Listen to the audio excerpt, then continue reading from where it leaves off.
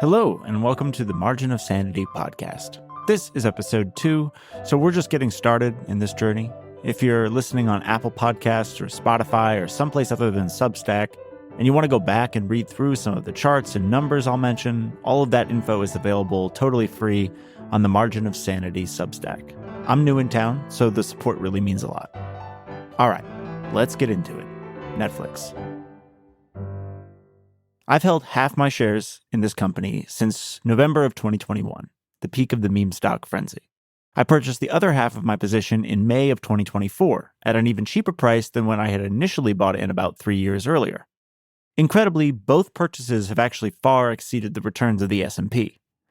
As the prices run up from $600 a share, which is the average price I paid for it, to where it currently sits at the time of this recording at about $1,100 a share, I decided to take another look at the company in order to make a decision on whether to hold it or sell it.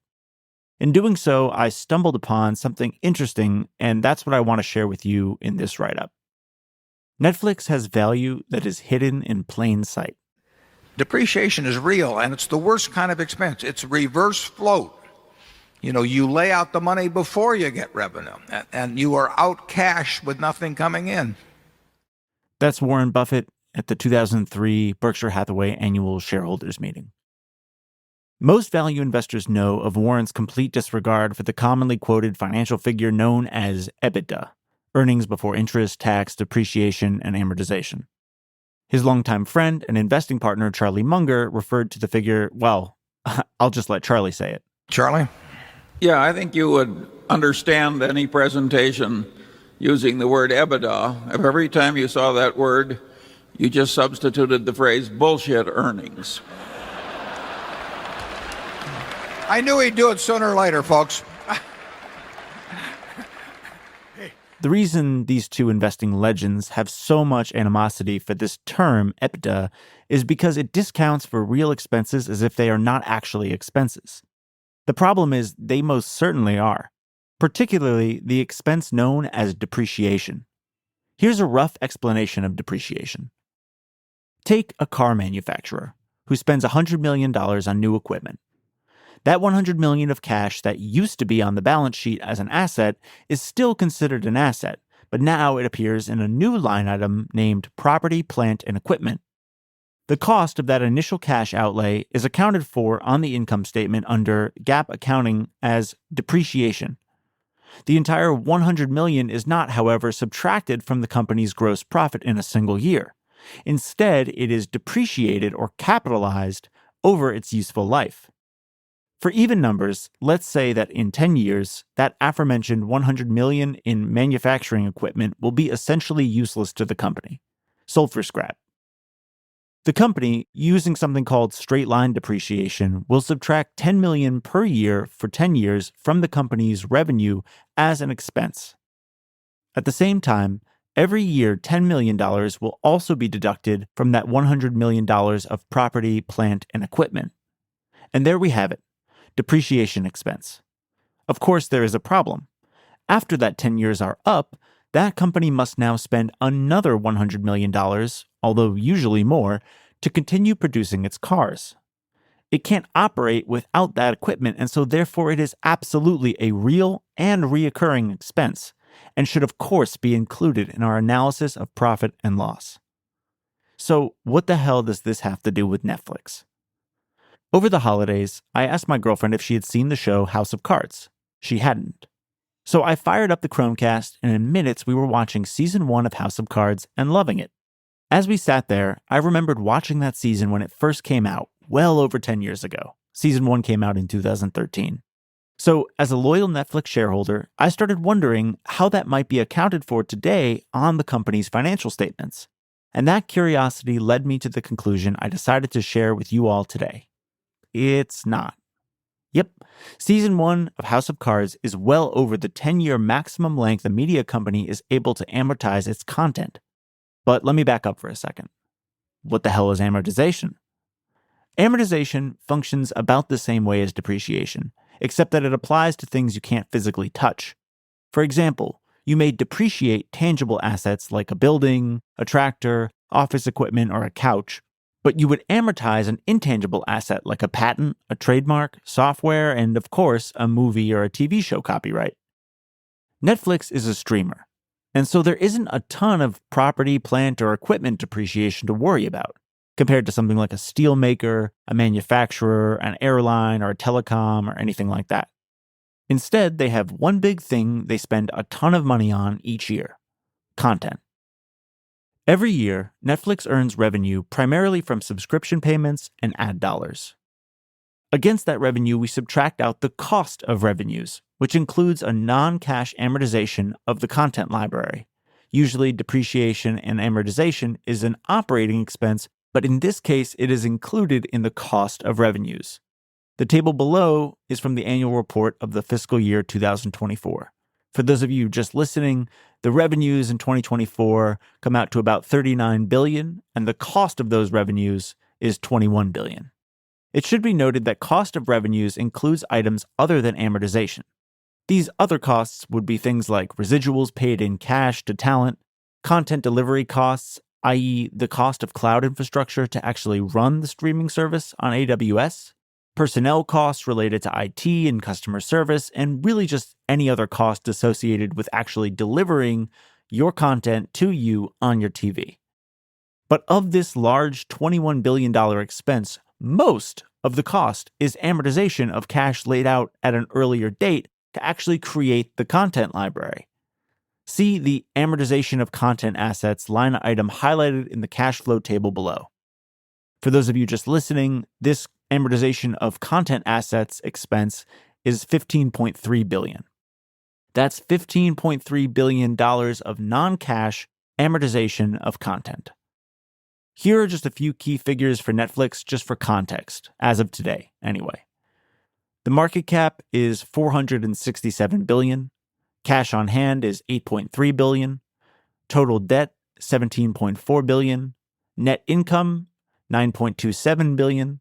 And free cash flow, $7.45 billion. And that brings me back to the amortization cost for 2024, $15.3 billion.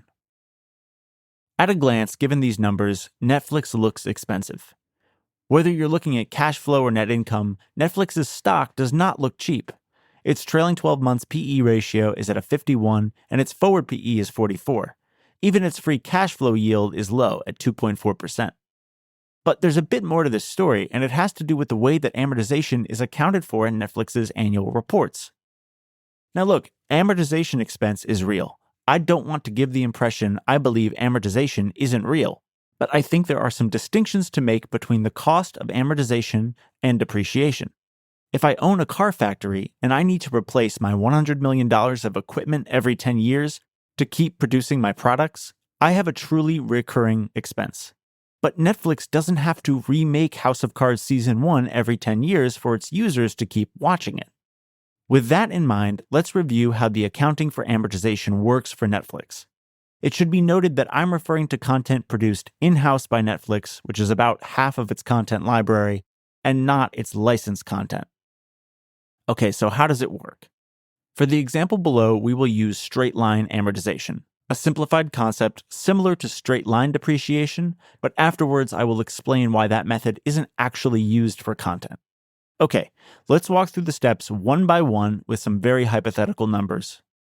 First, $100 million of cash sits on Netflix's balance sheet as a current asset.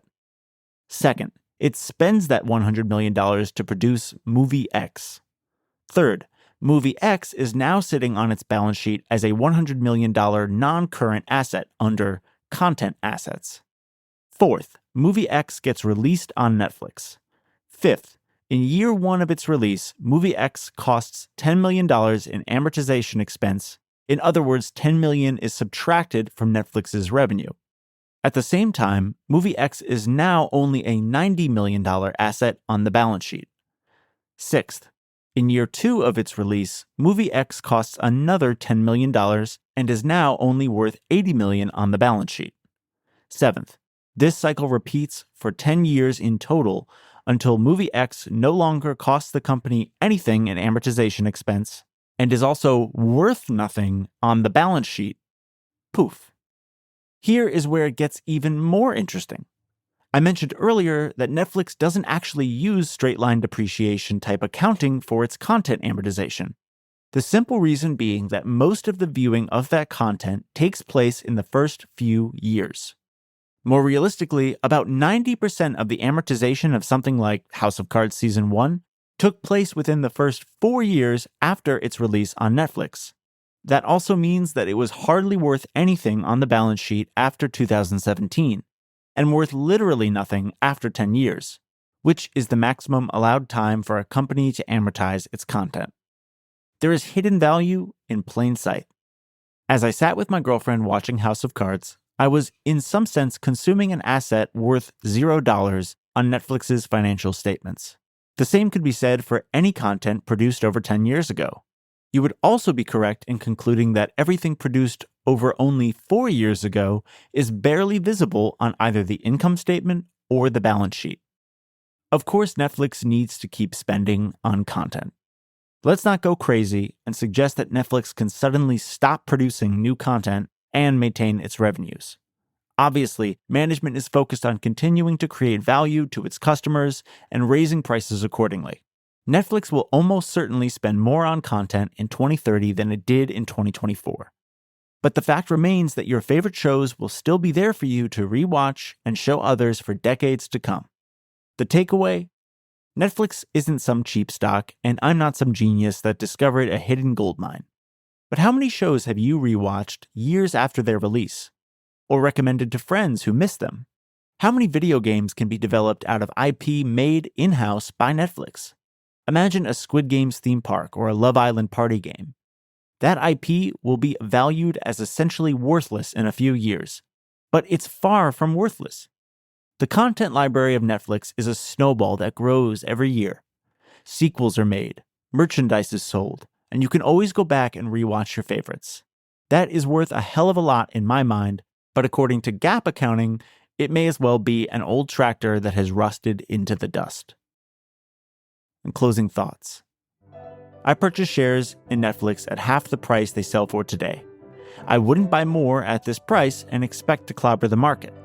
That said, this deeper understanding of amortization accounting helps me think more like an owner. I don't feel I want to sell such an incredible company just yet.